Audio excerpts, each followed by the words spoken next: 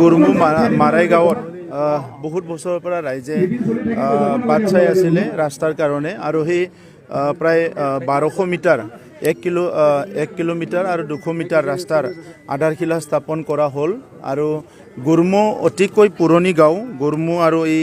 যেটো আমি বৰত মাৰাই গাঁও বুলি কয় সেইটো বহুত পুৰণি গাঁও আগতে বানপানীৰ কাৰণে এই গাঁওবিলাকে বহুত কষ্ট পাইছিলে কিন্তু মাথৰি হৈ যোৱাৰ পিছত এতিয়া বানপানীৰ পৰা অলপ হলিও সকা পাইছে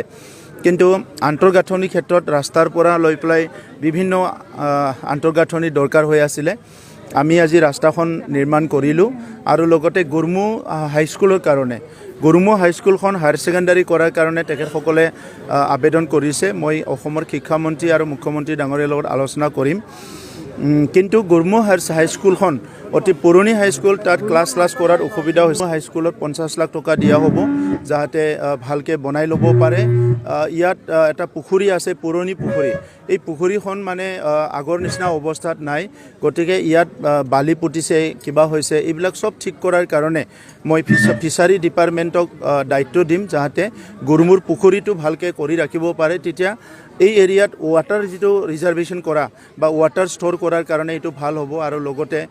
মাছ পুহিব পাৰে কমাৰ্চিয়ালি ইউজ কৰিব পাৰে বিভিন্ন ক্ষেত্ৰৰ কাৰণে গুৰমুৰ মানে এটো পুখুৰীটো আমি ৰিভাইভ কৰিম লগতে আমাৰ গুৰমু যেটো বাথৌ মন্দিৰ তেখেতসকলে ফাণ্ডৰ দৰকাৰ আছে বহুত দিনৰ পৰা কৈ আছিল মই তাতো 2 লাখ টকা দিম বুলি কৈছো আৰু ৰাইজক যাতে সকলো মিলিজুলি ভালকে থাকে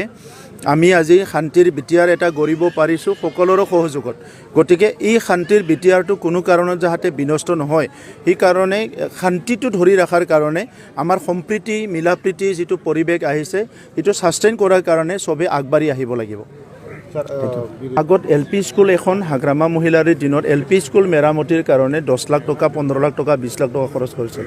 আমাৰ সময়ত আমি 1700 স্কুল মেৰামতি কৰিলো 50,000 পৰা আৰম্ভ কৰিছো গতিকে মই এই ক্ষেত্ৰত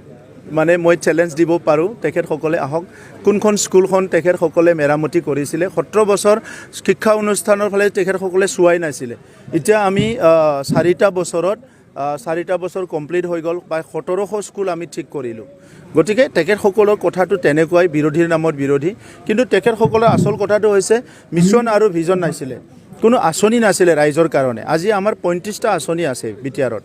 সকলো মহিলাৰ কাৰণে শিশুৰ কাৰণে যিসকল আমাৰ দিব্যাং ভাই বন্ধুসকল আছে কি কয় বিশেষভাৱে সক্ষম এই সকলো শ্ৰেণীৰ ৰাইজৰ কাৰণে আছে খেতিয়কৰ কাৰণে মহিলাৰ কাৰণে গতিকে আজি এই পৰিবেশটো দেখা পাই ফলাই তেখেতসকলে শংকিত হৈছে আৰু মোক ব্যক্তিগত আক্ৰমণ কৰি ৰাজনীতিটো বেলেগ ধৰণে লৈ যাব বিচাৰিছে কিন্তু মোকটো আৰু ব্যক্তিগত আক্ৰমণ কৰি বা তেনেকা কথাবিলাক একো লাভ নাই কাৰণ মই বিটিআৰ অঞ্চলৰ 35 লাখ জনসাধাৰণৰ কাৰণে কাম কৰিছো মোৰ ব্যক্তিগত স্বাৰ্থত নহয়